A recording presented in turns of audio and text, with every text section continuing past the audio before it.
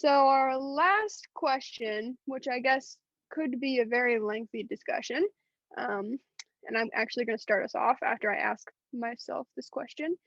Um, I'm going to be talking about misconceptions, myths, and stereotypes and why they're harmful. So, one of the biggest things that I've noticed in my own life, I'm very open with the fact that I have depression. It runs in my family. It's not something that I'm ashamed of.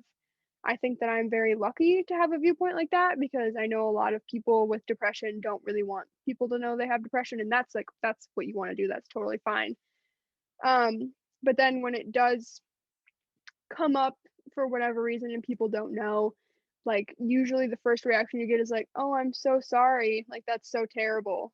And it's like, yeah, like thank you for sympathizing with me, but that's not my whole it's not what defines me. Like I have depression, but I'm not like I am not depression. Um so one of the biggest things is that people tend to think that people with depression um aren't as strong as some other people or that they're weaker and that they need um to be treated kind of like children.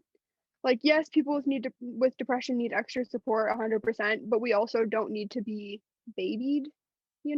Like I can do the same things that everyone else can do to an extent. And yeah, I have my bad days, but like I don't need you to treat me any differently than you would treat someone else.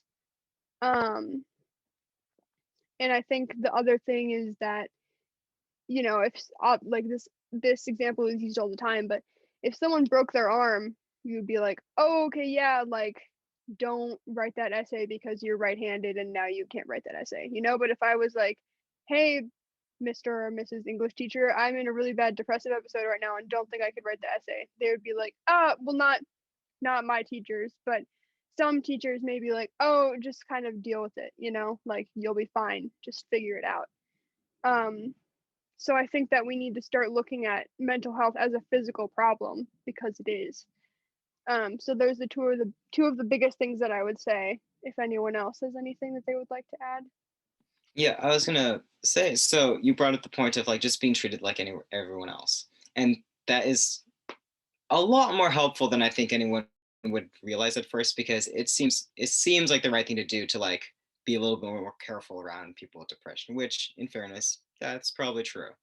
But like, so at least for me in sophomore year when I had my major depressive episode, that was like towards the end of sophomore year, and then we were going into summer, and then I ended up going to this camp, right? And this camp was like had like maybe two people from Los Gatos or like something like that, but mostly it was just people from all across like Northern California. So no one really knew who anyone was, right? And I didn't go in, of course, waving a flag that's saying that I had depression.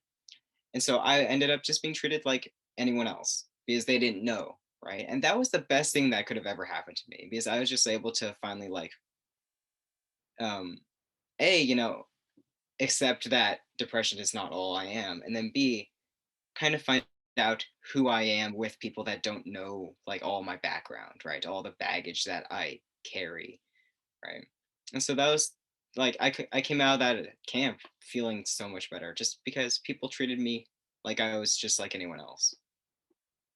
Just like I would if I had a cast on, right? If I'd broken my arm. I'm not going to be treated differently. Maybe I can't play football, but that's not going to treat me. They're not going to treat me any differently because I can't play football because I have a cast on.